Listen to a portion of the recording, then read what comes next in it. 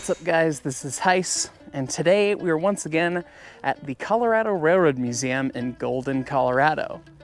And today we're going to take a neat look at all the different types of couplers that we can show off at the museum.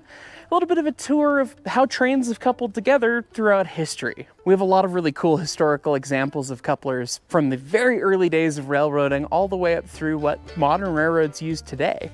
So let's go take a look here, shall we? The first kind of coupler we have is the most basic. This is what we call the link and pin. And not Lincoln pin, link and pin. The link and pin is a super simple device. You take a big, typically forged iron or steel link, you shove it in, you drop the pin in the slot, and now it's all tight together. But of course, you need to end up having that second pin on the second car. And we moved away from link and pin after a short time railroading for a very important reason, and that is safety. So let's analyze this a little bit. If you have two train cars coupled together, you want to limit how much they can move back and forth. So how much of that sort of thing you can have going on. Because when you have two cars and one of them runs in or runs out, it imparts little forces on the coupler itself, and it can jerk whatever's in the car around. And you multiply that times 20 or 50 or 100, and you can suddenly have a huge amount of force that can break things. It can break these links quite easily, and this is huge inch-thick metal. And so you can only have so much slop back and forth in the coupler. We call this being in tension or in buff when we're all the way pressed up against. And so the links couldn't be too super long because you didn't want to have too much slop in them. And that meant that when you actually put these together with another car, the other car's got to be pretty close. And you can see that the link hangs down really far by gravity. And that other coupler pocket's going to come to about right here. So you have to hold this up with your precious fingers into the right spot until that other coupler comes in and shoves it in place. It used to be the common saying on the railroad that you could tell a new brakeman because he had all his fingers still. The amount of fingers lost, the amount of amputations, injuries, and otherwise that came along with link and pin was quite significant. And so pretty quickly, the technology started to change. Now, one question you might be having, talking about limiting the forces between the cars, is why not use something like a shock absorber to try and reduce that amount of load when the train goes from tension to compression? And even in the link and pin era, the railroads did use that. It's what we call draft gear. Right here outside the shop at the Colorado Railroad Museum, we have this link and pin coupler. It's original to the Denver, South Park, and Pacific Railroad, and it has a very basic type of draft gear in it. There would be two of these metal plates, one on either side of the spring, and then the overhang on the sides is what actually grabs the car. And so as these plates hit the edge of travel, the spring starts to compress, and no matter which direction, whether you're pushing on the coupler this way or pulling it on it that way, these coil springs right here will actually limit the impact of the load change. This is a lot like the shock absorber on your car. As your wheel hits down into a dip in the road, you get that impact, your suspension takes it. We have the same thing, but for train cars. So if the engineer pulls out on the throttle too quick, or somebody has to put the train in emergency and stop really fast, these springs, the draft gear, will take care of it. And cars to this day have something very similar, although in modern railroading, it gets a lot more complicated than that. Knuckle couplers started to be a thing in the late 1800s and ultimately became law in the 1900s. But before knuckles, they did make some improvements to link and pin to try and make it a little bit better. We have this neat example right here from the Florence and Cripple Creek Railroad of Colorado, which has been defunct for over 100 years. It's really neat that we have something from them. But this is a semi-automatic link and pin, where the slot was tapered in such a way that you could set the pin in at an angle, and then when the car comes in and hits, you just had to have the link up in the right height, and it would drop the pin automatically. So rather than needing one hand holding the pin, one hand holding the link, you could focus on just holding the link and focus on getting your fingers out of the way at the right time rather than anything else. So here behind me is business car B8 from the Denver and Rio Grande Western. It's a great car, and perhaps we'll feature it someday on the channel separately. But the B8, along with many of the Rio Grande cars, when they got modernized, got what we call a Janney Coupler. Now, folks from around the world, not just from the United States, might think that a Janney is the only name for a knuckle coupler. And in fact, it is the name for the original patent for the knuckle coupler, the knuckle style, which is this style right here, but we have many other styles. And we make the important distinction because these couplers are very unique and have a lot of interesting and challenging features, shall we say. The coupler itself holds the force through the knuckle right here, which can pivot on this pin. And it's all held in place by this lever back here and this rotary pin in the back. And so if we want to uncouple a car, we have two levers, one on either side. We have the fat lever here, it's really thick. And then we have the skinny lever that's really thin right there. The thing that gets frustrating with Janney's is one side is the push and one side is the pull, because that rotary pin only opens the knuckle one way. And it doesn't actually kick the knuckle open, it just unlocks it. So you'll end up shoving this, and then the knuckle can come free. The fat side is the push, the skinny side is the pull. And so in order for this to come free, when you're pulling the train cars apart, you have to hold it with your foot and give the engineer hand signals this way. And that's not very ergonomic, and as well, it doesn't kick the knuckle open. And when anything's wrong with that rotary pin back in there that holds it all together, it's quite the challenge to get apart, as we've seen in previous videos of mine. That said, the huge benefit over Lincoln pin is this.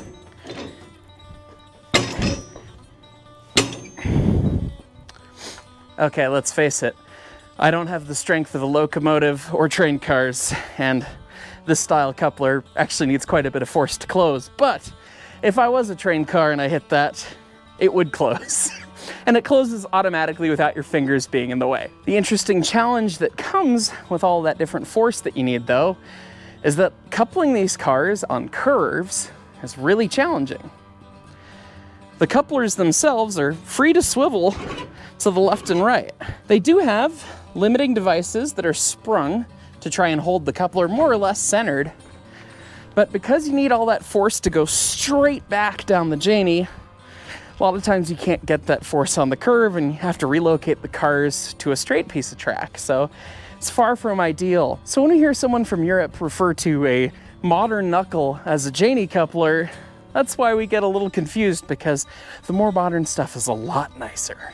Now we're inside the shops at the Colorado Railroad Museum, and behind me is Denver and Rio Grande Western coach number 284. 284 is an 1881 built coach, and as I was saying with the B8, they got modernized to have Janneys, which are the junk coupler that we don't like, right? So what did they have before? Well, we can see right here that the expert craftsmen here at the museum are replacing the end platform on this car. It came time, the hardware was rotten out, and so was the wood, so it's getting a new platform put on. But what was originally slung down here, rather than a Janney, was what we call a Miller hook. And the Miller hook coupler is a very interesting coupler to study. It's basically like the model train horn hook coupler, but for real trains. You'd push two of them together, and they're sprung to be closed with a lever. So if the lever was in the closed position, it would spring them against the other one, and then you just hoped they didn't come apart on a sharp curve. There's a reason that not too many of those still exist. There's a reason that Leighton and I, upon seeing one at the Nevada State Railroad Museum, had a minor nerd moment. These are very uncommon because they really didn't work that well.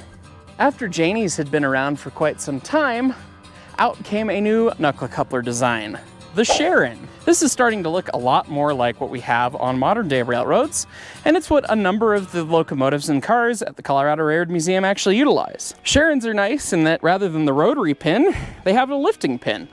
So when you pull the cut lever, So just by lifting that pin, you can automatically kick the knuckle open and you don't have to get in between train cars that are approaching each other, further increasing safety. Huge technological upgrade, and the Sharons work quite well, and we really like them here at the museum. And then they also close much easier than the Janney, with a very satisfying clink, I might add. Now, there is one thing that's interesting that you can take a look at here. We just talked about how we had draft gear even in the Lincoln Pin era, so why does this coupler just have a pin? There isn't any draft gear. Well, the reason for that in this case is that this is the coupler on the back of Denver and Rio Grande Western number 346's tender. That means it's the first coupler in the train behind the locomotive. It's really important to be able to absorb forces and any changes in things, but you also want to have a precise amount of control, and you don't want too much slop going around in a shorter train. And so locomotives always have a pinned-in coupler like this. You can see Diesel 4, big pinned-in coupler, big Jeep 30. There's a pinned coupler connection in the back there that you can't see. Lulu Bell, another pinned coupler. Lots of different couplers just going straight to a pin. And that was so the locomotive could impart its force and its power to the train without any delay and without any issue. And then any inter-train forces got taken care of by the draft gear. You want to be able to provide power smoothly with the locomotive and easily, and you want to know that as soon as you're applying it, it's making it to the train. And then as we propagate down hundreds of cars potentially, then we start to account for that cushion. More modern diesel locomotives, like the 3011 here, ended up getting a self-centering device installed. So there is a simple pin, but there's also some levers in there to hold this coupler centered. And that made sure that when you went on curves and when slack ran in, you didn't end up kicking the coupler anyway, which could help prevent derailments when you're talking about using a lot of these pieces of motive power. This is Denver and Rio Grande Western Caboose 0524. It's actually the oldest surviving caboose from the Denver and Rio Grande Western. And as such, it's got some pretty cool kit on it. I say it's pretty cool because it's historically cool. Operationally, it's a bit of a pain. This is an alternate design to the Sharon. It's called the Tower. And rather than just having the pin that got lifted, it also had this separate tower that got lifted as well. This dual system proves to be quite annoying to actually get the pin to pull. You can pull the cut lever. Sometimes it would work, sometimes it wouldn't. I got pretty lucky on this one. You also note that this knuckle features a very unique design. It features what we call a split knuckle. This is what was used in the transition period between Lincoln pin and knuckle couplers. You could slot in a link into this split knuckle, drop a pin in just like the hinge pin, and then you could operate this coupler with Lincoln pin as well as any other knuckle coupler that could couple in just by using the knuckle. They did ultimately go away though, as you were able to hold less force because of the split design of the knuckle. And so once knuckles were everywhere, you stopped seeing these around. There were more manufacturers of knuckle couplers than just Sharon and Tower, plenty of others as well. But as the railroads got busier and busier and interchanged more and more, different cars from one railroad going to another, it became really important that we had common standards and couplers that worked really well. And so we came up with the American Association of Railroads, or the AAR, and we came up with a standard coupler design with the AAR. This is an AAR Type E coupler. This is a standard coupler designed by the AAR and in service on a number of different train cars still to this day, although this is an E50, which is a smaller and older style. And it's smaller and older because here it is on our narrow gauge Gramps tank car, recently restored by the museum. Isn't it pretty? With the AAR knuckle, we can see that it's a lot wider, a lot bigger, and has a different profile than the Sharons or the Towers, so it can handle a lot more force. And as well with the AAR, we have a really, really unique feature that is actually the way that couplers function to this day. And that is actually how the coupler transmits force. We have our draft gear and centering device, as we know and we talked about. We come out to the coupler, and when we're in buff, we smoosh against these two surfaces right here. When we're in tension, pulling against the knuckle, all of the force is actually riding through these coupler guts inside right here. A lot of times folks think that this pin right here actually holds the force, but it doesn't. This is just the hinge pin. This pin is just here so that you can actually swing the knuckle open when you pull the cut lever. You can see if you look at the profile of the knuckle itself now that it's swung out, the swinging mechanism engages behind it here, and all of the force rides on these two faces. This huge, thick casting that's the size of my hand is what transmits the force of the train. And there's even bigger ones on more modern cars as well. If you were to take this pin out and close the knuckle, the train would still run. You don't need this pin. You could put a branch there. And many times on the railroad, when one of these goes missing, one of these breaks, something like that, people have used all sorts of things to keep the trains running. To illustrate my point, pin out, you pull on the coupler, it's not going anywhere. It's locked in by this part of the body, the whole guts and everything. But when you actually pull the cut lever, once this pin's out, the knuckle will just fall away.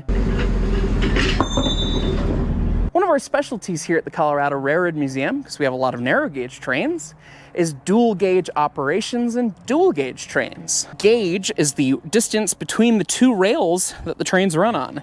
The outer two rails are standard gauge, what most trains have, and the inner two rails are 3-foot gauge.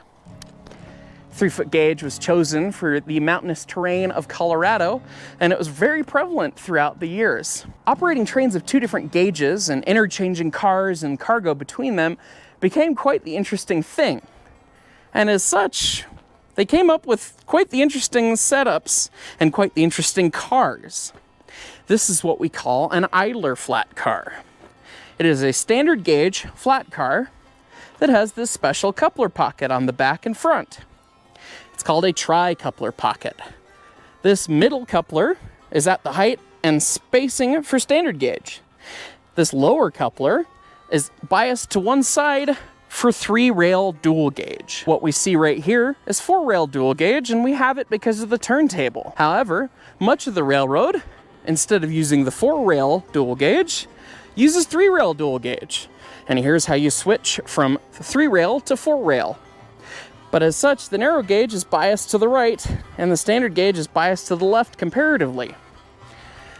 And so if you had a narrow gauge locomotive pulling a standard gauge car, or a standard gauge locomotive pulling a narrow gauge car, you needed to have offset knuckles, both in height and in distance.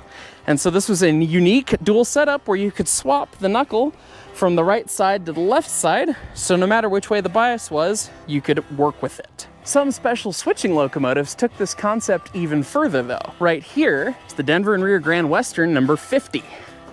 It's a neat, very unique switching locomotive. It also worked on the Sumter Valley Railway as the 101 for a long time.